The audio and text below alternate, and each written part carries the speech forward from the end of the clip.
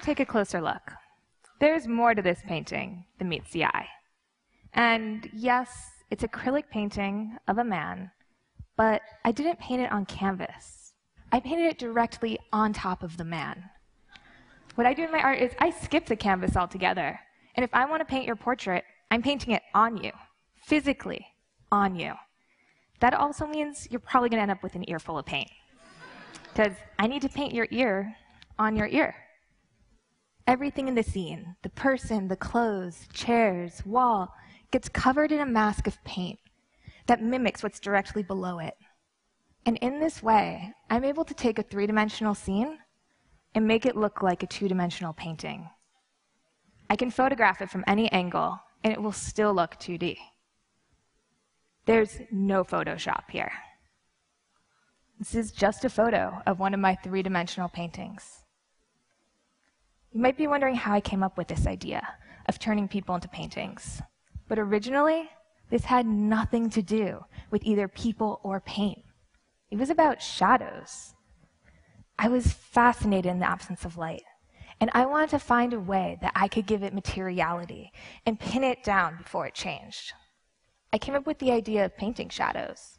I loved that I could hide within this shadow my own painted version, and it would be almost invisible until the light changed, and all of a sudden, my shadow would be brought to the light. I wanted to think about what else I could put shadows on. And I thought of my friend Bernie. But I didn't just want to paint the shadows. I also wanted to paint the highlights and create a mapping on his body in grayscale. I had a very specific vision of what this would look like. And as I was painting him, I made sure to follow that very closely. But something kept on flickering before my eyes. I wasn't quite sure what I was looking at. And then when I took that moment to take a step back, magic. I had turned my friend into a painting. I couldn't have foreseen that when I wanted to paint a shadow, I would pull out this whole other dimension, that I would collapse it, that I would take a painting and make it my friend, and then bring him back to a painting. I was a little conflicted, though, because I was so excited about what I'd found, but I was just about to graduate from college with a degree in political science, and I'd always had this dream of going to Washington, D.C., and sitting at a desk and working in government. Why did this have to get in the way of all that? I made the tough decision of going home after graduation and not going up to Capitol Hill, but going down to my parents' basement and making it my job to learn how to paint. I had no idea where to begin. The last time I'd painted, I was 16 years old at summer camp. And I didn't want to teach myself how to paint by copying the old masters or stretching a canvas and practicing over and over again on that surface, because that's not what this project was about for me. It was about space and light. My early canvases ended up being things that you wouldn't expect to be used as canvas, like fried food. It's nearly impossible to get paint to stick to the grease in an egg. Even harder was getting paint to stick to the acid in a grapefruit. It just would erase my brush strokes like invisible ink. I'd put something down and instantly it would be gone. And if I wanted to paint on people, well, I was a little bit embarrassed to bring people down to my studio and show them that I spent my days in a basement putting paint on toast. It just seemed like it made more sense to practice by painting on myself. One of my favorite models actually ended up being a retired old man who not only didn't mind sitting still and getting the paint in his ears, but he also didn't really have much embarrassment about being taken out into very public places for exhibition, like the Metro. I was having so much fun with this process.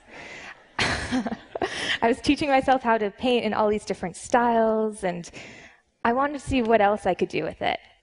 I came together with a collaborator, Sheila Vand, and we had the idea of creating paintings in a more unusual surface, and that was milk. We got a pool, we filled it with milk, we filled it with Sheila, and I began painting. And the images were always completely unexpected in the end.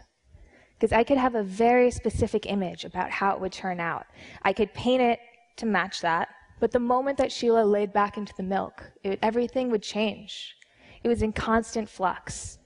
And we had to, rather than fight it, embrace it, see where the milk would take us and compensate to make it even better. Sometimes, when Sheila would lay down in the milk, it would wash all of the paint off of her arms. And it might seem a little bit clumsy, but our solution would be, okay, hide your arms. And one time, she got so much milk in her hair that it just smeared all the paint off of her face. All right, well, hide your face. And we ended up with something far more elegant than we could have imagined, even though this is essentially the same solution that a frustrated kid uses when he can't draw hands, just hiding them in the pocket.